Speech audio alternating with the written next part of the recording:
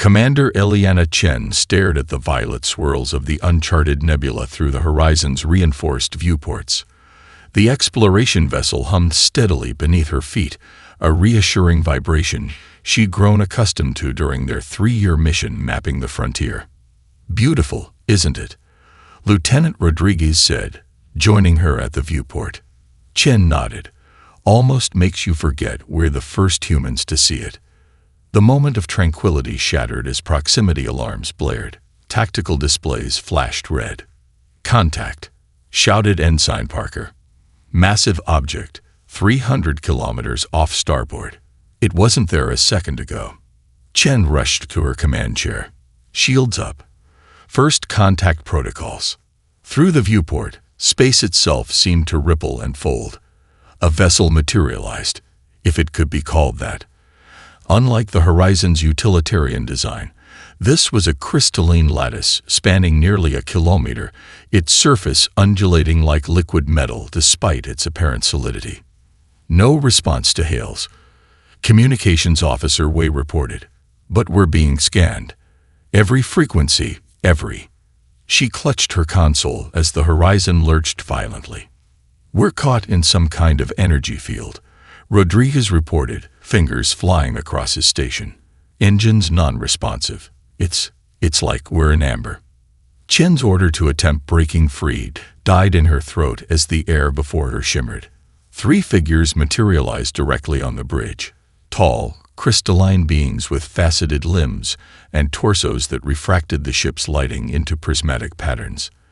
Their heads contained no recognizable features, save for pulsing nodes of blue light where eyes might be. The central figure's surface rippled, and a mechanical voice emerged. "This vessel has entered Vrolthar space. You will be examined." "We come in peace," Chen began, but the beings ignored her, moving with unnatural synchronization toward different stations. The leader, at least Chen assumed it was the leader, interfaced directly with the ship's computer, its crystalline digits morphing to match the console ports. The ship's logs, historical databases, and crew profiles flashed across screens faster than human eyes could track. 20 tense minutes passed before the being disconnected. "Your species designation is human," it said, the artificial voice betraying no emotion. "I am Grand Executor Zex of the Vrolthar Collective." The being's surface rippled again, possibly its version of discomfort. "Your behavioral patterns are concerning. Evolutionarily counterproductive." "Counterproductive?" Chen asked, choosing her words carefully. "Your records indicate repeated instances of individual humans sacrificing survival probability for non-genetically related members of your species, even for non-humans. This is suicide on an evolutionary scale." Before Chen could respond, the ship rocked violently. Warning klaxons blared. "Solar flare," Rodriguez shouted. "Massive radiation spike." Through the viewport, Chen watched as the crystalline ship's surface began to bubble and warp. The Vrolthar on the bridge vibrated at an alarming frequency. "Our vessel's containment field is failing," Zex announced, emotion finally coloring the synthetic voice. "Alarm. We must return." The aliens vanished as suddenly as they'd appeared. On the tactical display, Chen watched the crystalline ship listing, its beautiful lattice structure fracturing. "Their ship is breaking apart," Rodriguez reported. "Radiation levels inside must be." "Their shields are failing," Chen interrupted. "Navigation, bring us alongside. Prepare emergency transport protocols." Rodriguez stared. "Commander, with respect, these beings just forcibly boarded us. We don't know their intentions. This is our chance to escape while they're vulnerable." Chen met his gaze. "They're dying, Lieutenant. Prepare transport." "Commander, that's an order." She activated shipwide comms. "All hands, prepare for emergency rescue operations. Full radiation protocols." 30 minutes later, Chen helped carry a partially crystallized Vrolthar to the makeshift containment field in Cargo Bay 3. The alien surface was cloudy now, fractures spreading across its once perfect form. As Chen placed it on the prepared platform, its surface rippled one final time. A weak transmission penetrated her radiation suit's comms. Warning to collective, the dying Vrolthar transmitted. Humans possess contagious cognitive defect. They die for others. Quarantine immediately.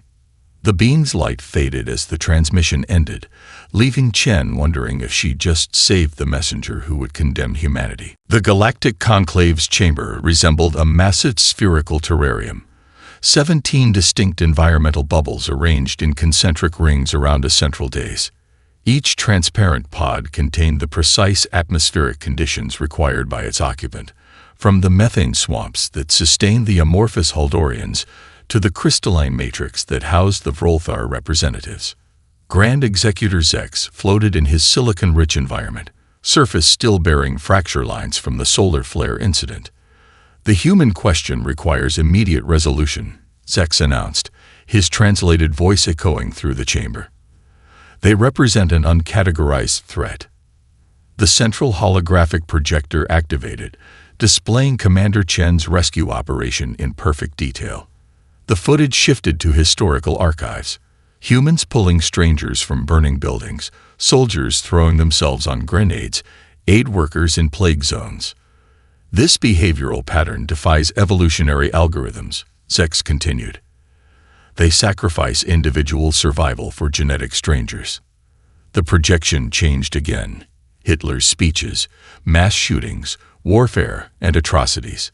Yet they also commit organized violence against their own kind, noted Ambassador Lirvex of the crystalline Ethrosians, her faceted body refracting light into dazzling patterns. Their behavioral model contains fundamental contradictions. This unpredictability is precisely what makes them dangerous, Zex replied. Our risk assessment matrices cannot process their decision hierarchies. The Ethrosian surface rippled in their species' equivalent of agitation. Their compassion virus spreads mathematically faster than their violence. I vote for immediate sterilization of their homeworld. From the methane pod, Ambassador Jig Kral of the Haldorians burbled disagreement through his translator. Study before destruction. We must understand this evolutionary anomaly. The debate erupted across the chamber, 17 species arguing the human question with increasing intensity. Dr. Sanjay Patel woke to the familiar surroundings of his university office. The familiar leather chair creaked as he sat up, disoriented. Hadn't he been aboard the research vessel Athena studying the Ta City ice formations? Good morning, Dr. Patel, said a voice from the doorway. A young woman stood there holding 2 coffee mugs. Her face seemed slightly off, not quite symmetrical, as if someone had described a human to an artist who'd never seen one. I brought your favorite, she said, handing him a steaming Stanford University mug. We were discussing your research on evolutionary altruism. Patel's instincts screamed warning. Something was wrong with this scene. He glanced casually around his office. Books on the shelves had no titles. His computer displayed static text that didn't change. And the coffee mug. He intentionally tilted it sideways. The liquid didn't spill. This is a simulation. Yes, he said carefully. My research focuses on the evolutionary advantages of self-sacrifice in human societies. The woman, whatever she actually was, took a seat across from him. Fascinating. It seems counterproductive. Why would a species evolve to sacrifice individual survival? That's the interesting part, Patel said, deciding to feed his captors true but deliberately incomplete information. Humans evolved in small hunter-gatherer groups where group survival often depended on individual sacrifice. But you now sacrifice for complete strangers, even other species. There's no evolutionary benefit. Patel smiled mildly, noting how the woman's eyes blinked in perfect 5-second intervals. Another simulation flaw. It's complicated. You could call it an evolutionary accident. An accident.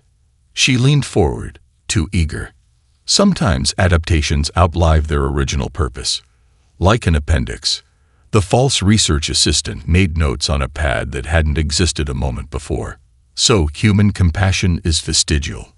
A evolutionary leftover without purpose. Something like that. Paddle lied, sensing the dangerous game he was playing. These beings, whoever they were, feared human compassion enough to abduct and interrogate him. If they believed compassion was merely an evolutionary dead end, rather than humanity's greatest strength, it might buy Earth time. His assistant smiled. "Thank you, Doctor. This will help the Conclave's assessment greatly." Patil's blood ran cold at the slip, but he maintained his calm facade. "Happy to help," he said, raising the impossible, bottomless coffee mug in toast to his captor. "I've always believed in sharing knowledge freely." Behind his smile, Patil began calculating his next move.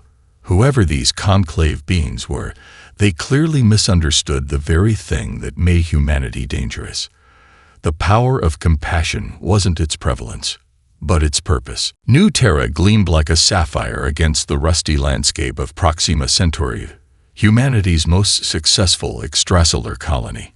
Its biodomes and terraformed valleys housed 50,000 colonists who had transformed a barren world into a thriving outpost in just 15 years. None of them noticed the distortion fields hiding 17 conclave observation platforms in low orbit.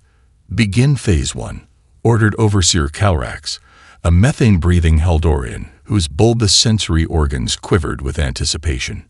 His gelatinous form pulsed as he observed the unsuspecting humans through the ship's monitoring systems. Within hours, the weather control arrays the Conclave had secretly installed months earlier activated. Torrential rains washed away crops in the southern hemisphere. Drought struck the northern settlements. Communication relays mysteriously failed between the 5 major colony hubs. The Conclave observers watched, recording every human response. "They're behaving as predicted in initial crisis," noted Junior Observer McTighe, her insectoid mandibles clicking with interest. "Resource hoarding beginning in Settlement 3. Territorial behavior increasing in Settlement 1. Calrax's breathing sacs expanded with satisfaction. Proceeding to Phase 2. The Conclave ships deployed microscopic atmospheric modulators, releasing psychotropic spores engineered to heighten aggression and tribal instincts. Simultaneously, they triggered failures in life support systems across multiple settlements. Through their monitoring feeds, they watched the expected panic spread. And then something unexpected. "Settlement 5 is sharing water purifiers with Settlement 2, reported McTighe, mandibles twitching in confusion, despite historical territorial disputes between them. "Irrelevant statistical anomaly," Calrax dismissed. "Observe Settlement 1. They're barricading against refugees as predicted." But 3 days later, even Settlement 1's behavior defied prediction. When a life support failure left hundreds gasping for oxygen, their rivals from Settlement 4 arrived with emergency supplies, despite suffering shortages themselves. "This makes no evolutionary sense," McTighe insisted. "Settlement 4 decreases their survival probability by 22% through this action." Calrax's gelatinous form darkened with concern. "Deploy the final test." The pathogen was their masterwork, genetically engineered to target specific human phenotypes, with maximum transmissibility between caregivers and patients. It would make compassion itself deadly. From the observation ship, they watched it spread through the colony with ruthless efficiency. Colony leader Marcus Jung held his wife as she convulsed, her final act having been to treat infected children from the neighboring settlement. "Now the pattern will break," Calrax predicted with certainty. "Self-preservation will finally assert dominance." But again, the humans defied prediction. Jung, instead of abandoning the infected, sealed himself in a laboratory with tissue samples from his dead wife. For 72 hours he worked without sleep, as his own oxygen recycler failed.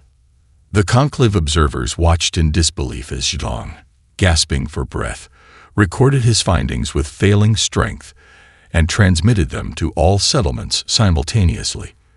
The cure he discovered spread faster than the disease itself, colonists organizing distribution networks across former territorial boundaries. "Impossible," whispered Calrax as the monitoring equipment registered the unthinkable. "Their compassion coefficient is increasing proportionally with survival threat." "Sir," Mictay's voice trembled. The mathematical relationship violates every known evolutionary model. As survival threat approaches maximum, their self-sacrifice behaviors approach optimum. The opposite of every other sentient species we studied. Calrax hissed.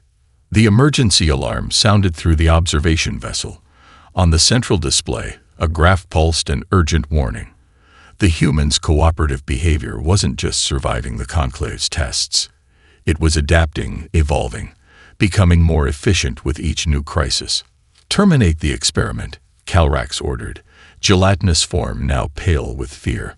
Prepare full report for the Conclave. Classification. Existential threat. As the observation ships prepared to depart, Calrax stared at the final readings with mounting horror. This species, he whispered to himself, could infect the entire galaxy with this disease of cooperation. On the colony below, Marcus Young was buried with full honors, his sacrifice celebrated, his memory becoming legend, another data point in humanity's long history of turning compassion into survival advantage. A paradox the Conclave could neither predict nor comprehend. Kershell floated in her isolation chamber aboard the Vrolthar research vessel Collective Harmony. As a junior behavioral analyst, she had requested access to human cultural archives, claiming the material was essential for understanding the dangerous species. Request granted. The Collective had responded after deliberation. Limited exposure permitted. Synchronization checks every 3 cycles. Now, alone in her chamber, Kershell immersed herself in humanity's creative output. Mozart's Requiem vibrated through her crystalline form, creating resonance patterns she never experienced. Van Gogh's Starry Night sent oscillations through her visual receptors that lingered pleasantly. Emily Dickinson's poetry restructured her language processing centers in ways the Collective would certainly disapprove of.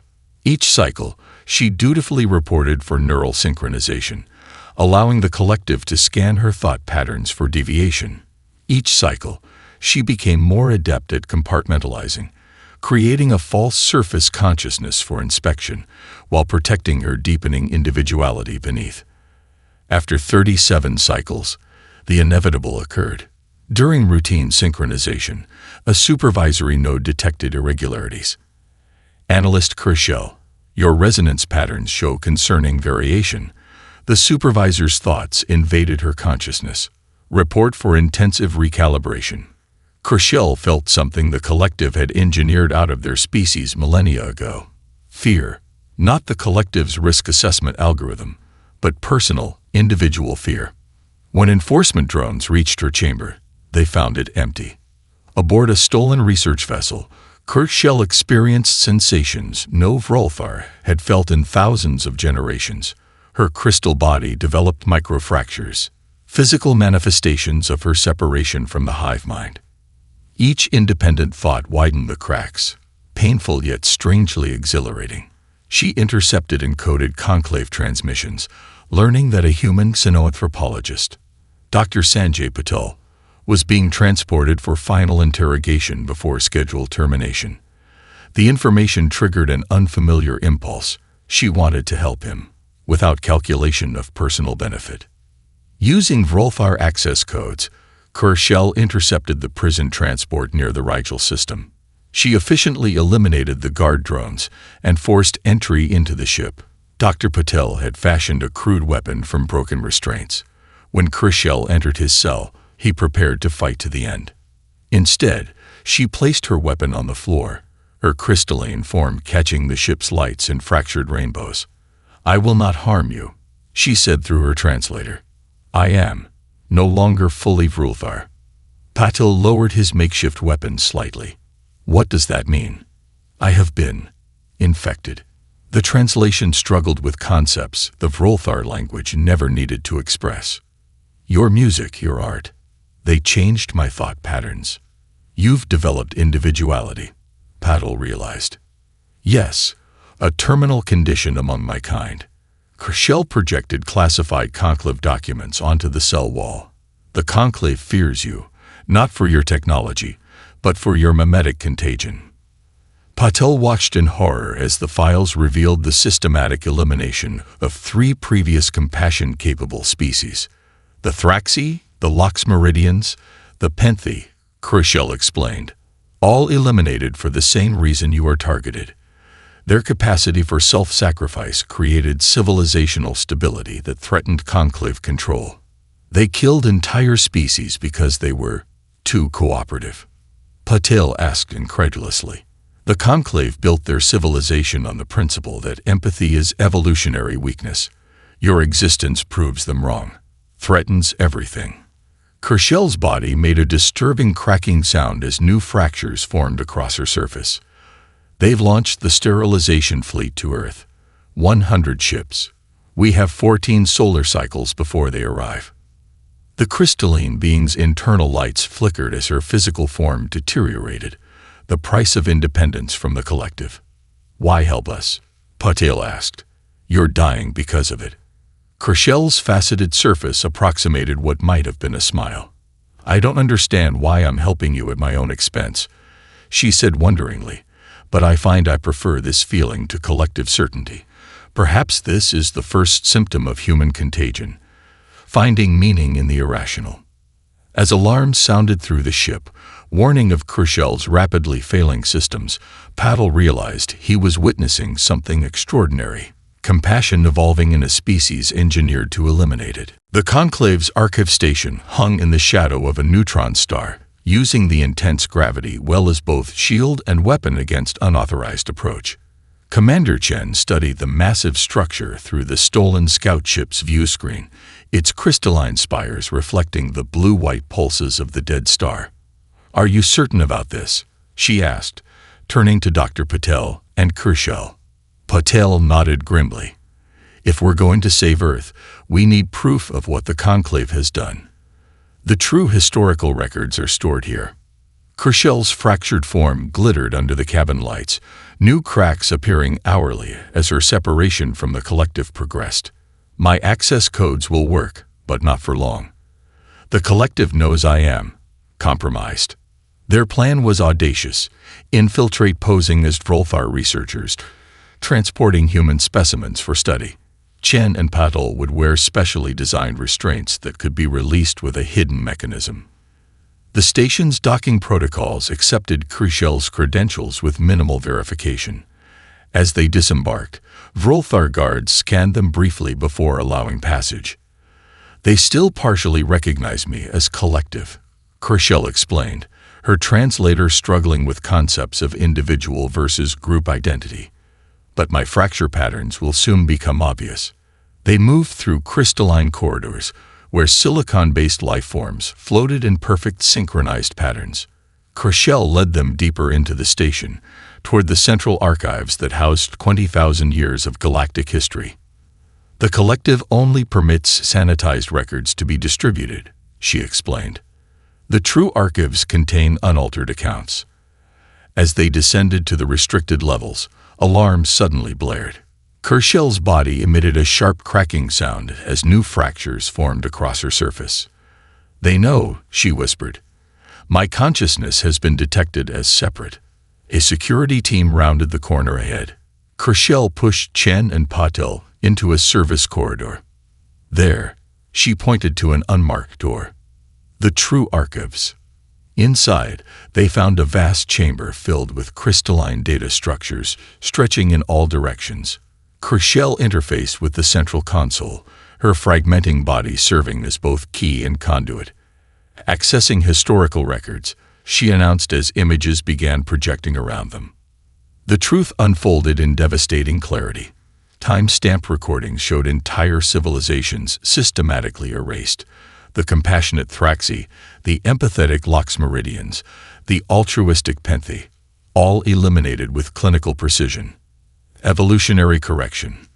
The files labeled each genocide. But the most damning evidence appeared next.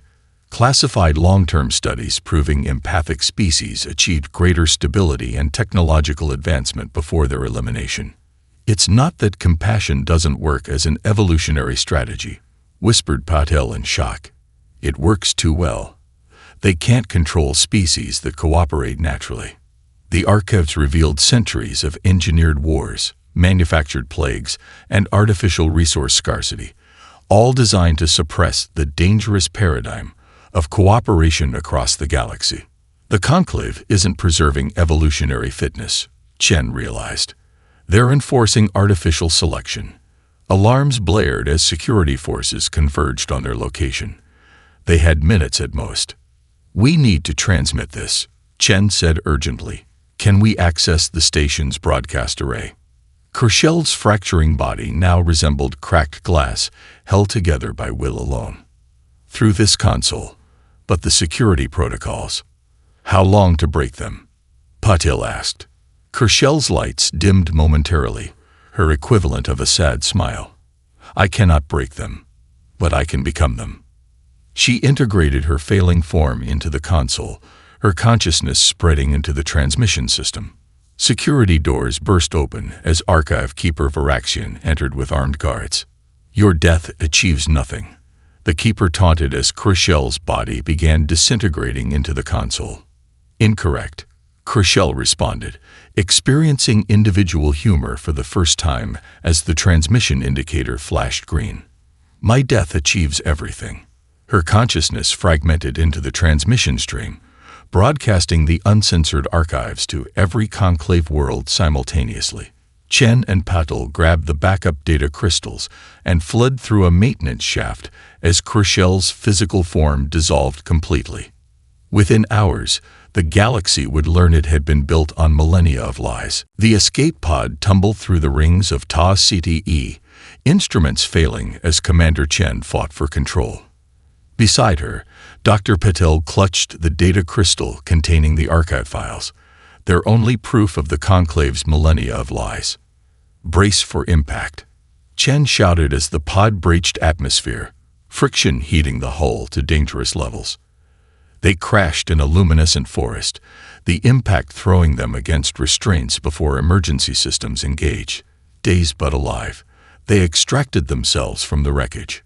"Translators destroyed," Patil noted grimly, examining the shattered device. With Kershell gone, they had lost their means of communicating with non-human species. "Conclave ships will be searching soon," Chen said, scanning the alien landscape. "We need to move." Ta City was officially classified as a conclave mining world, nominally uninhabited except for automated extraction facilities and their organic components, the supposedly non-sentient Nictus fungal networks. The bioluminescent forest around them pulsed with blue-green light, mycelia strands stretching between tree-like structures. They had traveled less than a kilometer when Chen froze, pointing upward. Conclave hunter ships thundered overhead, search beams cutting through the canopy. "We can't outrun them," Patil whispered. The ground beneath them suddenly shifted. Mycelial tendrils emerged, surrounding them in swirling patterns. Chen reached for her weapon, but before she could fire, the fungal network enveloped them completely in a dome of living tissue. Inside the protective structure, the forest's bioluminescence intensified. The network reconfigured, flowing like liquid into a rough approximation of a human face. "How?" Patil began, but fell silent as patterns of light pulsed through the structure, somehow translating directly into thoughts they could comprehend. "You broadcast truth. We have waited." Chen and Patil exchanged stunned glances. "You're sentient," Chen said. "The Conclave classifies you as equipment, organic mining tools." The face shifted, expressions flowing across its fungal features. "Deception necessary for survival. We are not created beings. We are survivors." The mycelia formed new patterns, and suddenly Chen and Patil were immersed in memories not their own. Ancient cities of organic technology, spacecraft grown rather than built, civilizations where art and science blended seamlessly. First civilization Conclave destroyed.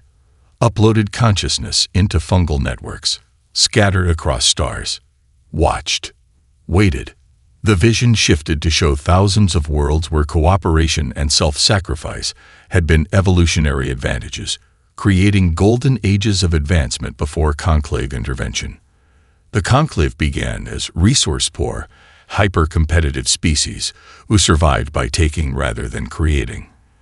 They spread doctrine of compassion as weakness to justify conquest.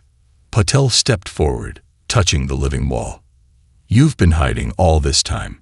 For thousands of years. Surviving. Creating. Waiting for allies who understand sacrifice's power. Chen's tactical mind raced. There must be others. Other species forced to hide their true nature. The fungal face rippled in what might have been a smile. Many hide. Many watch. Many wait. The human paradox is not yours alone. It was once the galaxy's natural state. The dome shifted, opening a pathway deeper into the forest. The network led them through hidden tunnels of living matter to an underground chamber that took their breath away.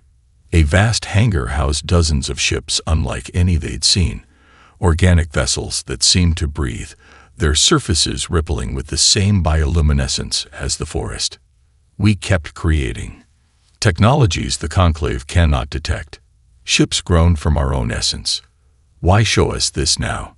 Chen asked. Kershel's sacrifice changed equation. Truth spreads. Time for hiding ends.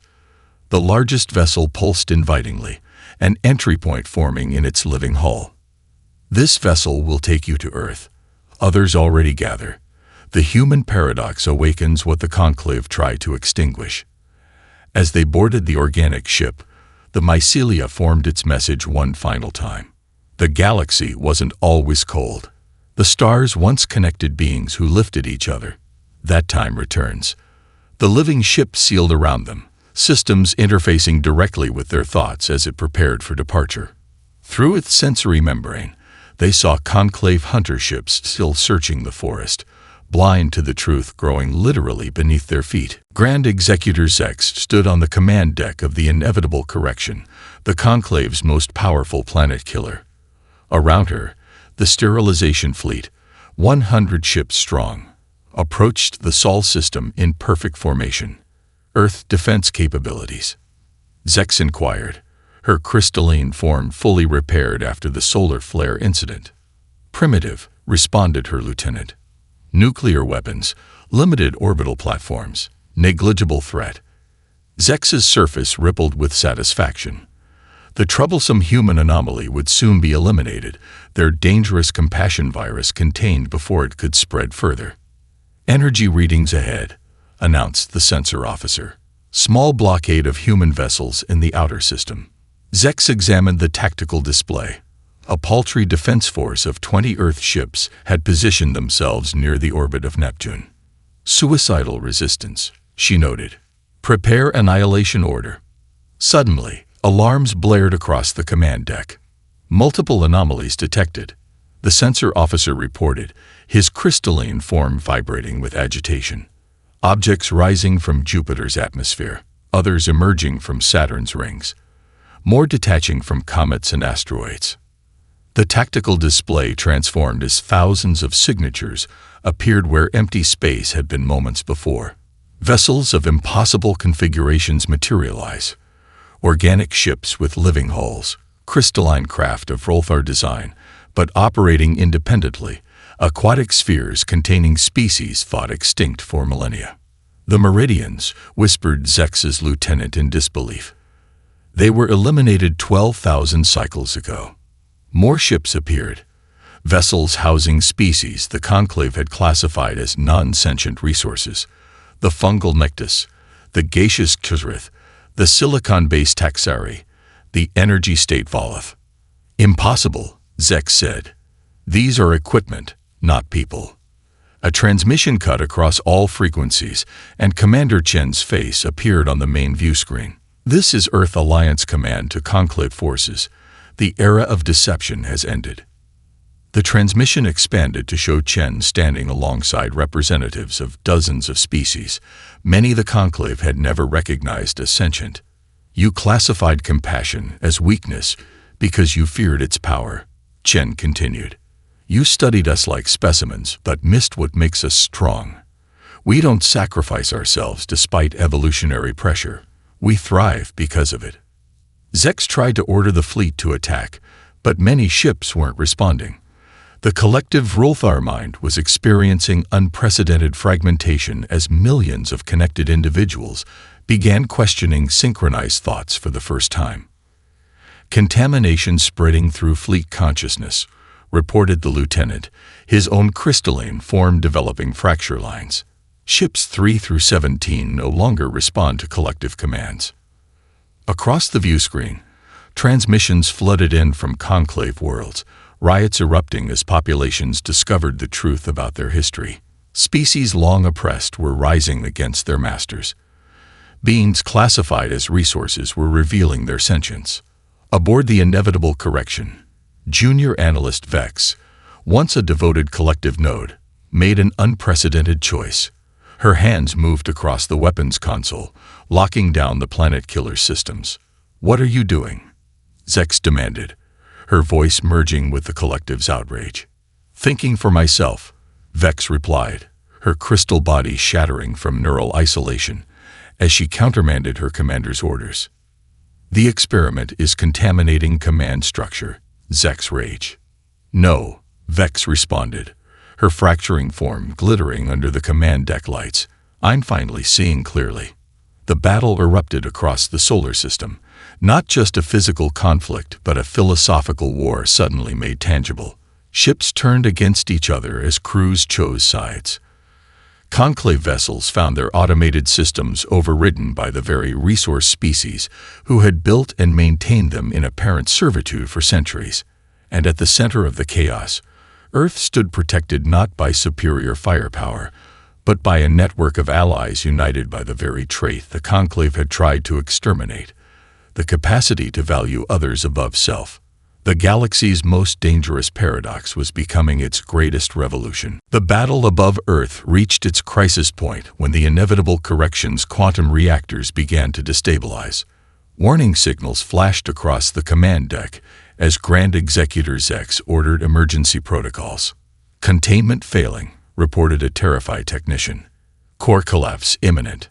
If the reactors failed, the resulting gravitational singularity would consume not just the massive ship, but Earth itself and most of the defending fleet. In the midst of chaos, Commander Chen made a decision that defied all tactical logic. Against the protests of her officers, she boarded a small transport shuttle and headed directly toward the dying Conclave flagship. "What is she doing?" Dr. Paddle demanded from Earth Defense Command. "Being human," replied the Nictus ambassador, its fungal interface pulsing with what might have been admiration. Chen's shuttle docked with the inevitable correction as evacuation pods launched in all directions. She fought her way through panicking crew members to reach the reactor core. The radiation shielding had already failed. Her protection suit would buy her minutes at most. In the reactor chamber, she found Grand Executor Zex trapped beneath fallen equipment, the Vrolthar's crystalline form cracked but intact. "Finish your victory," Zex demanded, expecting execution. "My death achieves your revenge." Instead, Chen worked to free her enemy, the radiation alarms in her suit blaring as exposure levels climbed. "The paradox isn't that compassion exists," Chen explained as she struggled with the wreckage pinning Zex. "It's that it works." Together, they reached the reactor controls. Chen's training in Earth's fusion plants gave her just enough understanding to guide Zex through emergency shutdown procedures. The Vrolthar's crystalline appendages accessed systems no human could interface with. The reactor stabilized, but too late for Chen to escape. Her suit had already failed in multiple places, radiation poisoning inevitable. As her strength faded, Chen activated her personal datapad, showing Zex recordings from human history, not of heroes, but ordinary moments. Strangers pulling others from burning buildings, disaster victims sharing meager rations, enemies saving each other on battlefields.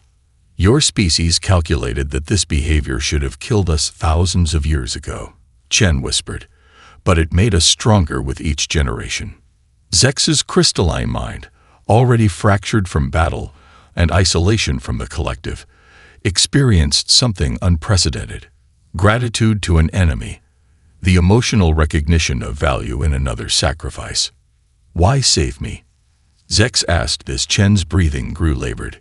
You had achieved victory. Because that's who we are, Chen answered. Not for reward or calculation. The act itself is its own purpose. As life faded from her eyes, Commander Ileana Chen became the final proof of the paradox the Conclave had feared. Compassion as evolutionary advantage. Self-sacrifice as the ultimate expression of species strength. 3 months later, the reformed Galactic Assembly convened in a vast chamber in Geneva. Representatives from hundreds of worlds attended, including formerly non-sentient species now recognized as equals. Grand Executor Zex, now simply Zex, her title abandoned with the collective, addressed the gathering. Her crystalline form remained permanently fractured, the physical manifestation of her individuality. We believed ourselves the culmination of evolution, she stated, her voice now uniquely her own rather than the collective's. We were its aberration. The capacity to value others above self isn't humanity's weakness. It's the universe's intended direction. The galaxy's most dangerous paradox had revealed its final truth. Compassion hadn't survived despite evolutionary pressure. It was evolution's ultimate destination, and humanity had arrived there first. In the assembly chamber, a memorial to Commander Chen stood beside monuments to other sacrifices across species lines. Kershel, Marcus Zhang, and countless unnamed beings who had died protecting others. The engraved words beneath Chen's image, translated into every language of the assembly, read simply, "Because that's who we are."